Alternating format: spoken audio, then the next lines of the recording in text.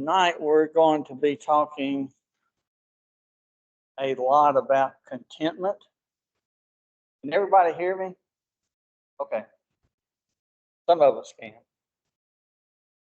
We'll be talking about contentment, and a lot of the topics he's going to address tonight have already been addressed to an extent, but never from actually the viewpoint of being content. So who can tell me why true contentment is so rare?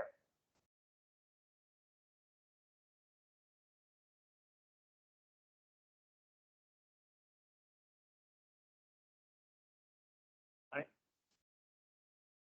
And a lot of human nature also says that you don't need to be content. If you're content, some people equate that with what?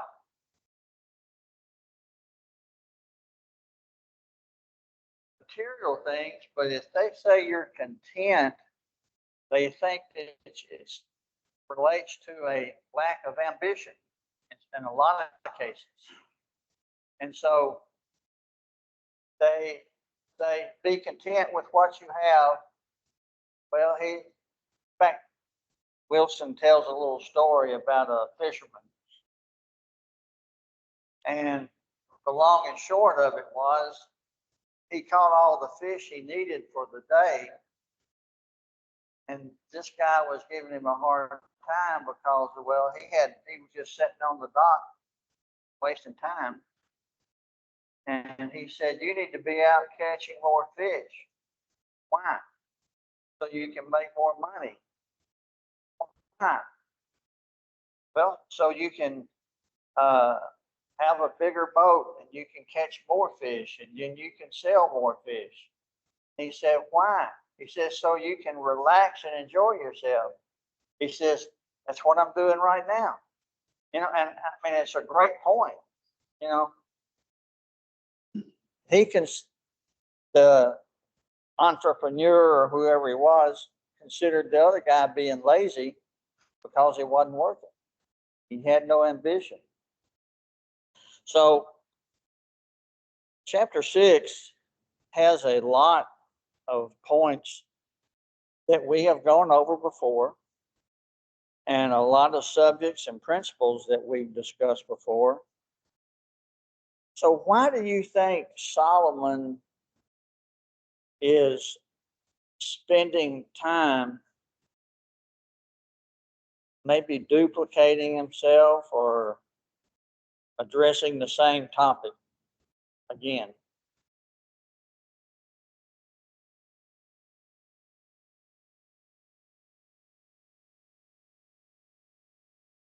Any ideas?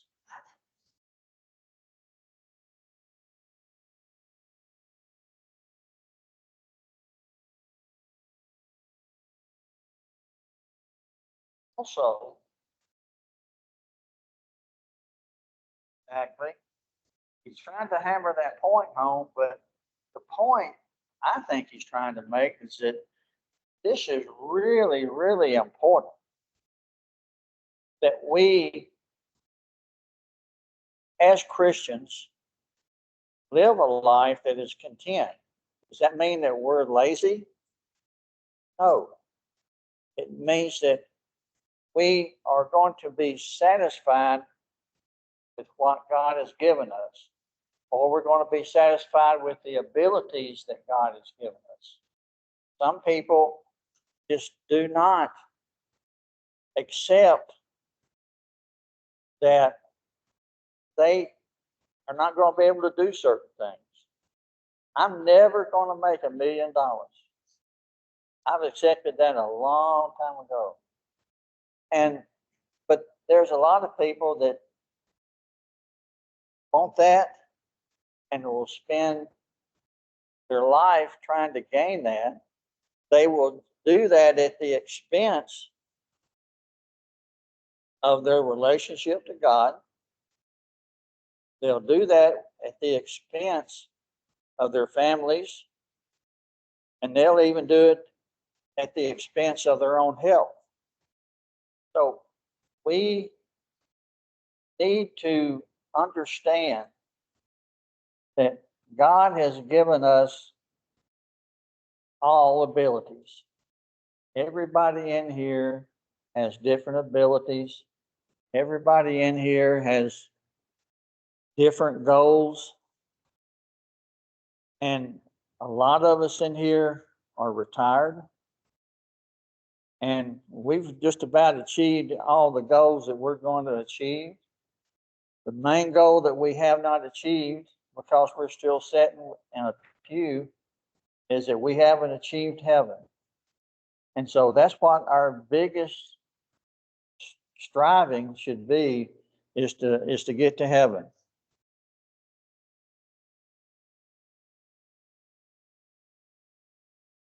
Over on page 35 in your book, if you have your book,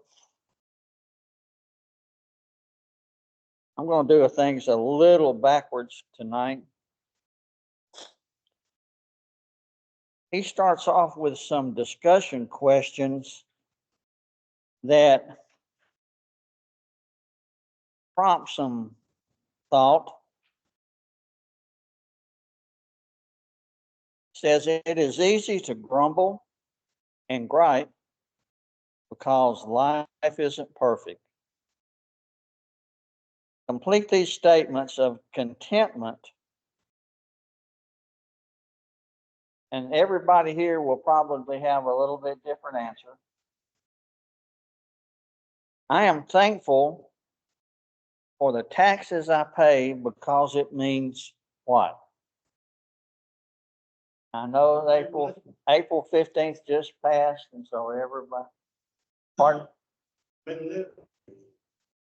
You made a living? And you made enough money that the Uncle Sam says you owe taxes on that money. So do you need to be content about that? Yeah. Because you could not have made enough money. Is that a double negative? I think so. Anyway, you may not have made enough money that you are not able to pay taxes. So it all comes down to a matter of each one of us. Does anybody else have an answer for that?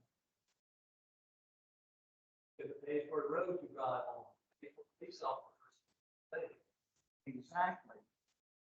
What about, and I know there's a lot of people on the dole that don't deserve to be, but there's a lot of people that get our tax money that need it.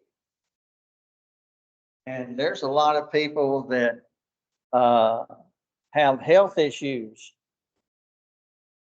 that need it. So we need to be thankful.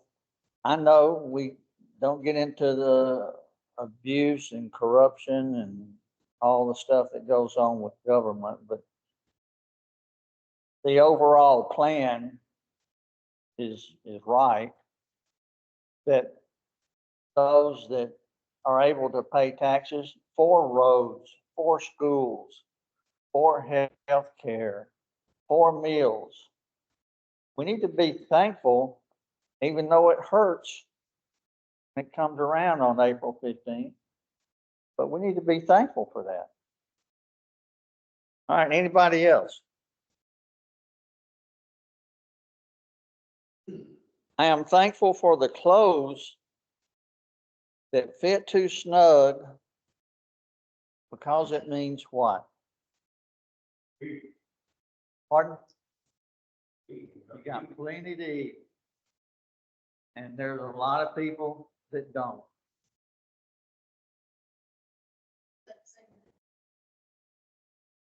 Pardon? Well, there's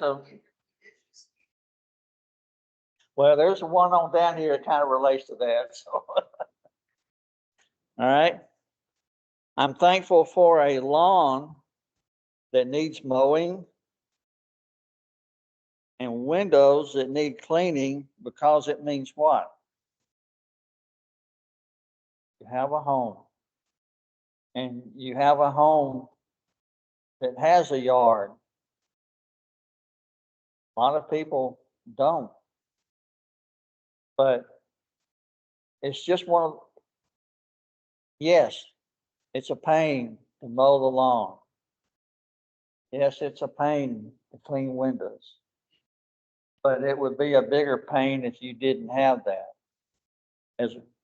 So it's all a matter of perspective. I'm thankful for the spot I find at the far end of the parking lot, because it means what? Huh? You got something to park? Why are you there? Probably have a job. So the point he's trying to make here is that there are lots of things to be thankful for that seem like an inconvenience, that seem like they're trouble or problems, but in the long run, it's a it's it's a blessing that we have to deal with, you know. So I'm thankful my higher than normal heating bill, because it means what? Pardon? Yeah. You were able to, maybe in a colder winter, you were still able to afford to have the heat you needed to stay warm and to keep your family warm. I'm thankful for the piles of my children's laundry, because it means they got clothes to wear. And you got children that mess them up. Yeah.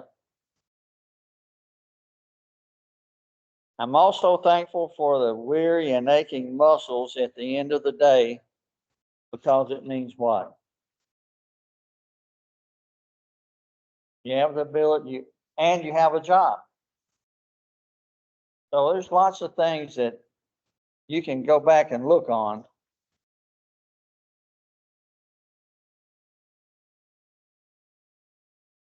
Right. And and I guess you can be thankful for the fact that you have a mind to work. And there's a lot of people that don't have a mind to work. All right, back on page 31, he talks about, I like my car until I see my neighbor's new model. I like my clothes until I stroll by the window at the mall. I like my home until I think of a cabin in the mountains.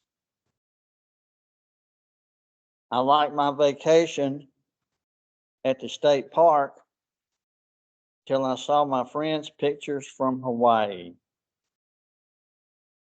I like my life until I compare it with someone else's life. We talked about this a couple of weeks ago, about keeping up with the Joneses. This is all about contentment. This is all about why we can be content, but we can still have ambition and we can still have goals. We just need to understand, not understand, but we need to set the motives for those goals, that they're not selfish, they're not greedy, and that we can uh, achieve those goals and still be pleasing to God. Okay.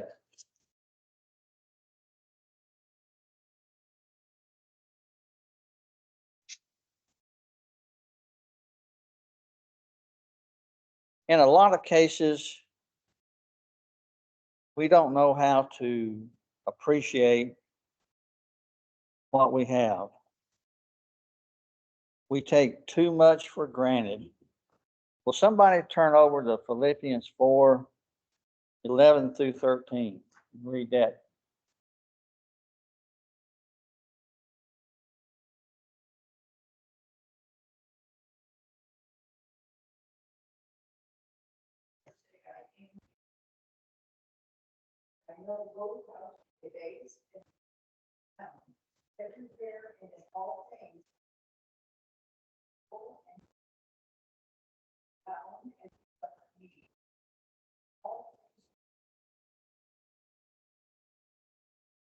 What is one thing that sticks out to you, Judy, on that reading? Contentment.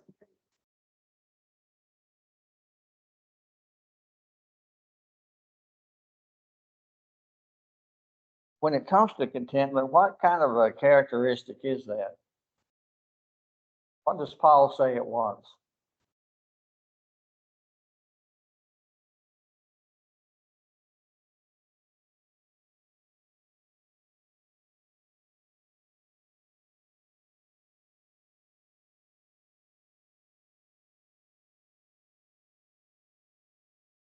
But at the same time, I know.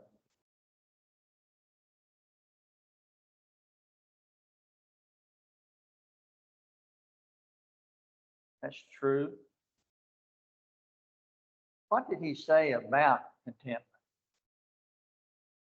How did he work to get to this stage in his life? He says it in these verses. He learned it. He learned to be content. And with whose help did he give the credit about learning to be content?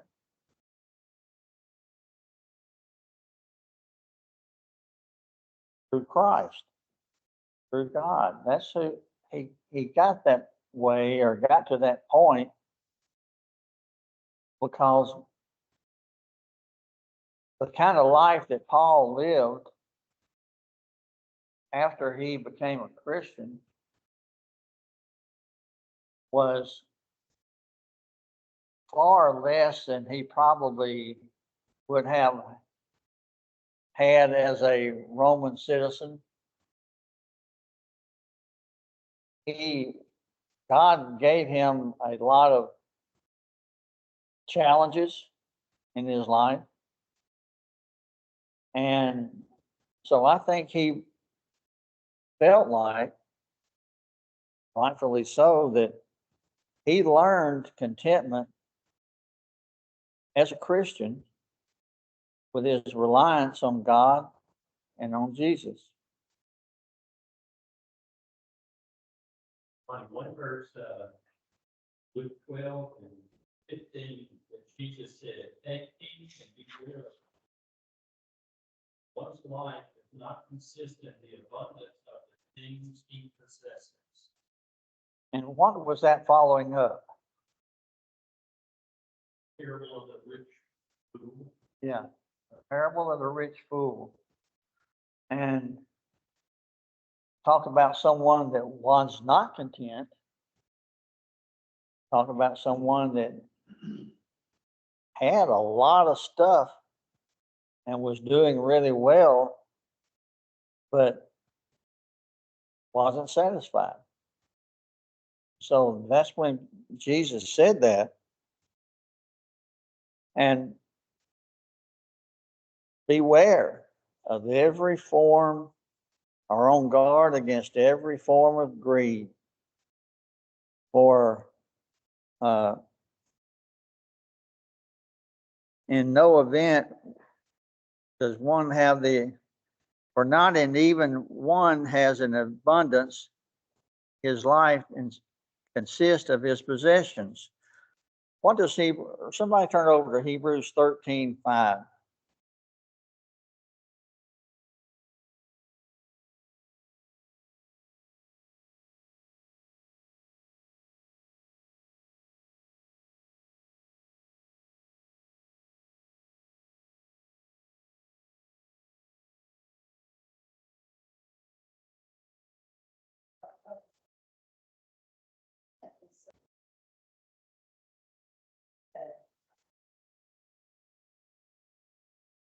All right. Talking about love of money. And this is another point that Solomon has addressed. And there's nothing inherently evil about money. It's the love of money and the motive that you have that makes you want to have more money. That we cannot let our life be measured by our possessions. If we do, we're going to live a pretty sad existence. If we let our life be measured by our possessions, our toys, our money, our homes, whatever we have, we can't do that. If we invest our money, our time, and our heart with God, we will reap what we sow. And if we invest our money, our time, and our heart in the material things of this world, we will also reap what we sow one way or the other. So it's a matter of God and material things. Scripture tells us that these things will eventually be burned up anyway. 2 Peter chapter 3, when the Lord returns, the earth and everything in it's going to be burned up. And these things are not going to meet a thing. And Solomon refers to this on several occasions. Anything that you accumulate, once you die, you have absolutely zero control over what may happen to it. You may have a control over who it goes to, but you're not going to have any control over what they do with it. So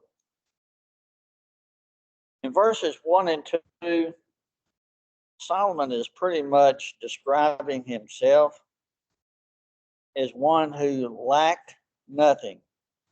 He's talked about it before, yet he described himself as unsatisfied. To people whose main goal in life is riches, wealth, and honor, they will never be satisfied. They will always feel like they will not have the feeling that they've arrived. You know, some people say, well, if I get to so and so, that's what I want. I've arrived. But they never will. They never will be able to feel satisfied or like they've achieved everything that they want to achieve.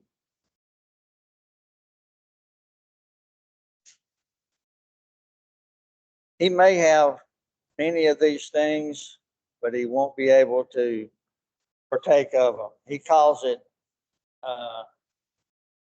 eat of them. And I think he's just talking about enjoy their possessions. That he said somebody other than himself, and it may even be a total stranger, may enjoy the fruits of all his labor. And we can all identify with that. In early Hebrew society, there were 4, Wilson calls them measuring sticks of success. A large number of children living to a ripe old age, working hard and honorably, and being wise. Now, those are not necessarily applicable to us today. Not too many people are anxious about being able to afford to raise 6, 8, 10 children. Hope not many people can afford it. And it wasn't too many years ago that they had really big families. For what reason? Farm hands, field hands. And it didn't really matter if they were boys or girls, they all went to the field. They were physically able. So it doesn't really mean a lot today if someone has a bunch of kids. Growing old is still generally an accepted sign of success or honor. If you make it to retirement, you can usually say that, well, you made it or you arrived. But it's just one of those things that you're fortunate nowadays to make it to retirement. Hard work. This is something that Solomon has talked about a lot. He talked about work is honorable, especially as opposed to being lazy. But even today, working to excess or being a workaholic is not necessarily a sign of success. A lot depends on your motives. Are you working to the exclusion of God? Or is the church your spiritual life suffering? Is your family suffering? Or your health suffering? Are you working to provide for your family and make time for your family and for God and to direct the steps of your children and your wife and your husband? Fourth thing that he talked about was wisdom or smarts. And he basically says, when it's all said and done, this is pretty much a matter of when you're gone, everything you knew is pretty much gone. And he made the point that just because someone gets older doesn't necessarily mean they get wiser. And we see that.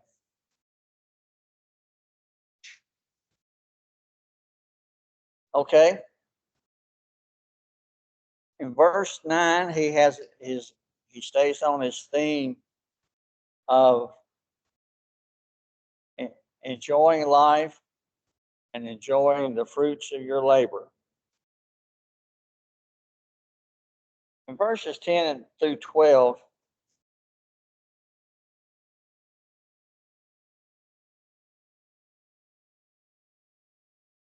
he makes the point that we need to remember that God is in charge. We're the clay and God is the potter.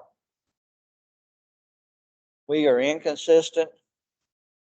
God is faithful to keep his promises. God knows what is best for us, and only God knows what will be after us.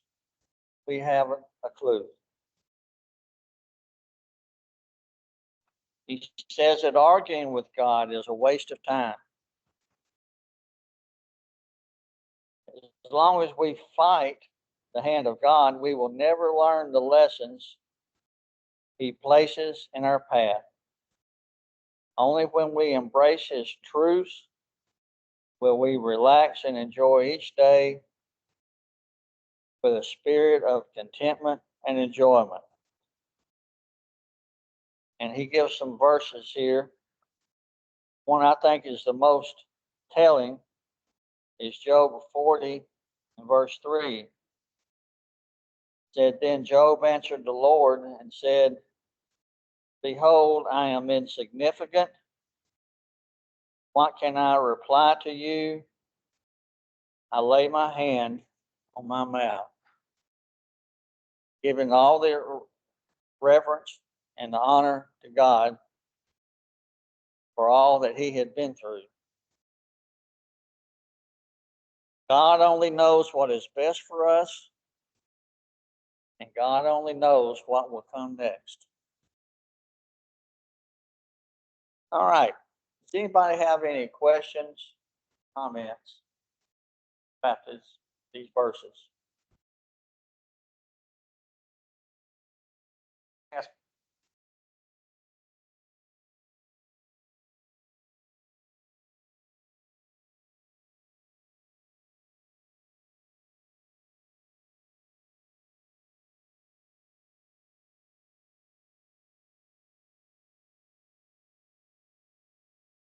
My opinion, it's all due to the motive. If you have the desire to keep up with your neighbors, stay ahead of your neighbors, I think your motives are wrong. I don't think you're content. And I even think that you can carry that a little too far, don't you? I mean, you can provide comfortably for your family, for your children. And there comes a point where how much is enough? Only you can determine.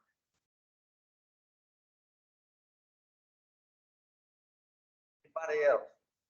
So there's another way to look at this question. Is there anything I can cut back on so I can have more money? Yeah.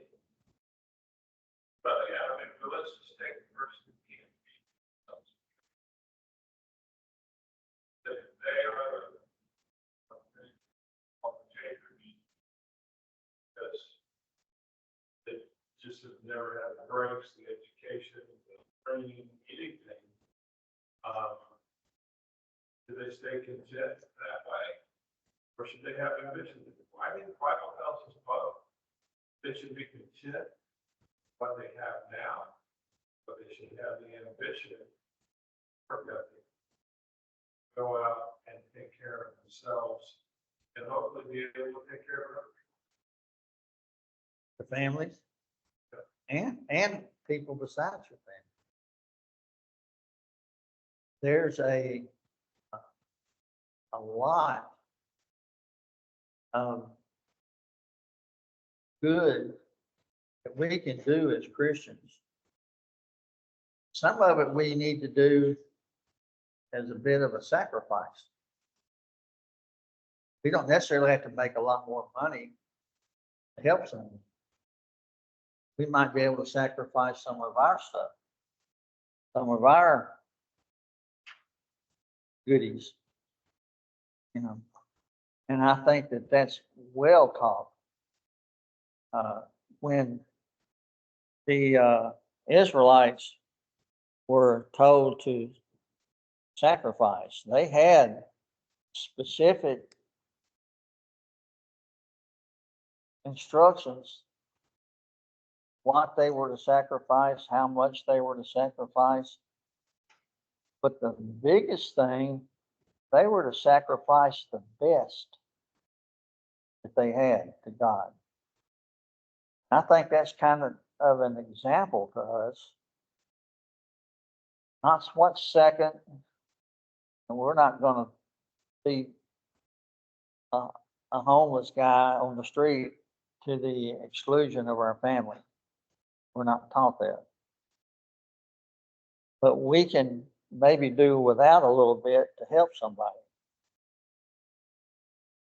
I had a guy that worked for me for a while, and he carried in his company vehicle a bag of dog food and bottled water. And when he would see these guys at the entrance and exits off the interstate, he wasn't giving them money. He was feeding their dog and giving them water. That was his priority. He said those guys probably take care of themselves, but he was a member of the church and he would help people, but his priority was not necessarily the people. It was, you see these guys with their dogs and stuff and struggling in the summertime and wintertime. I said, I think, two real things and not always what you. Oh, exactly. Districts trying. Everything, bad situations. Like, loved ones with health issues or you get help. God is worth everything. So much Excellent. time to help. Excellent point. Doesn't have to be money. In fact, a lot of times, money's not the answer. Anyone else?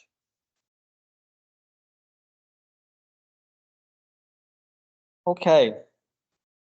First question under the discussion questions. Someone said, I spent most of my life searching for the pot of gold at the end of the rainbow. Then I finally found it at the foot of the cross. What do you think about that statement?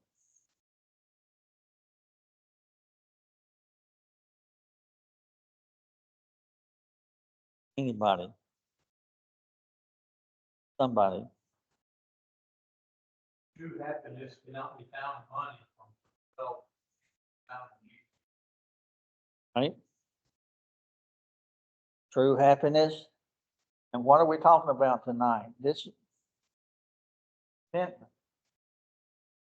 is the attitude I wrote down, the attitude of someone who has learned to be content.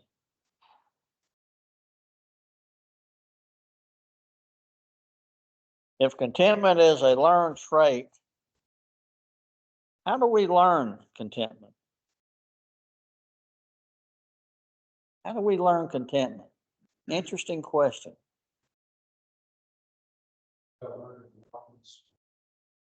Pardon? Yeah, learn to walk in the spirit. That's the first thing to do. Here's the world. Pressing on the spirit.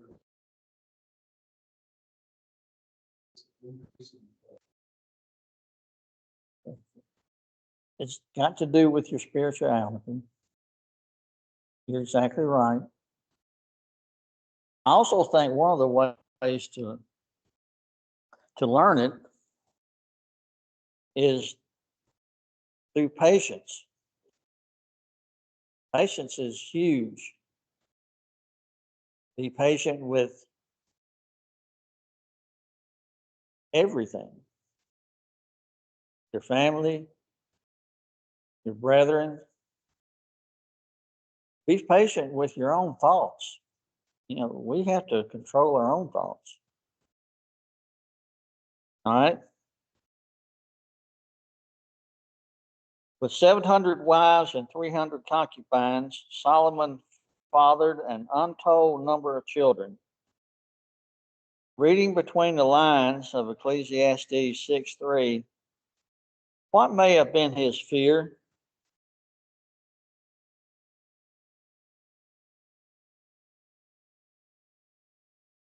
No one would care when he died. He had so many children. Number one, could he spend any time, much at all, with all those kids? No. And pretty much having a bunch of fatherless kids around, they were not going to give a hoot when he died, and they weren't going to care. All right, thank you everybody for your comments. We'll pick up at chapter 7 next week. I think Billy's got the invitation tonight.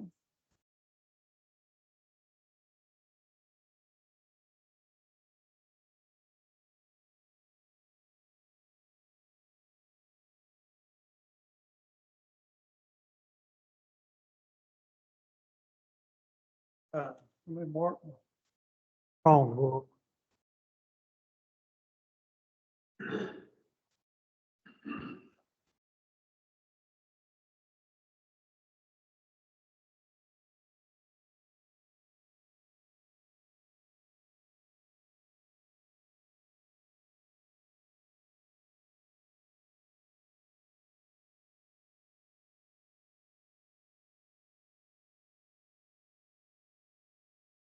Tonight I'm reading from my wife's Bible.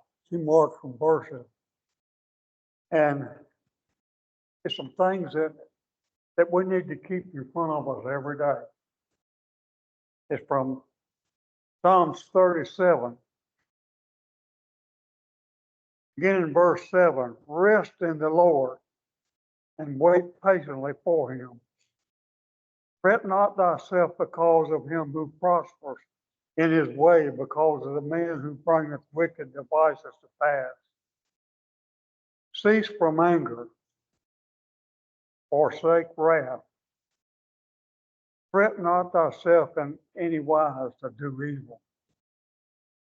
For evildoers shall be cut off, but those who wait upon the Lord, they shall inherit the earth. For yet a little while, the wicked shall not be. Yea, thou shalt consider his place, and it shall not be. But the meek shall inherit the earth, and shall delight themselves in the abundance of peace. Now, there's one other verse that she had marked in this psalm, and Doug had it in his sermon Sunday. Verse 25. I have been young, and now am old, yet have not seen the righteous forsaken, nor his seed begging bread. I think the idea of righteous there carries with it the idea of living God's will in your life. And the dispensation that we live in now, to live God's will in our lives, we've got to obey the gospel of Jesus Christ. So I asked have you obeyed the gospel? If you hadn't, I invite you to come forward. If you need the prayers of the saints here, we invite you to come forward as we sing 335. Jesus, oh my brother, I will ever be. Render not to any other all the ocean. Live for Jesus, live for Jesus, give them all unnecessary. On the cross of world's Redeemer, gave his life, and thou my sin. For Jesus has morning and heaven at our feet, and that he prayed, they serve thee. And then there in the spirit, live for Jesus, live for Jesus, give him all thou hast created. On the cross, the world's redeemer, gave his life, and thou my Savior. We want to remember those that we know of. We want to remember Michael Johnson. We want to remember Jill and Bob too.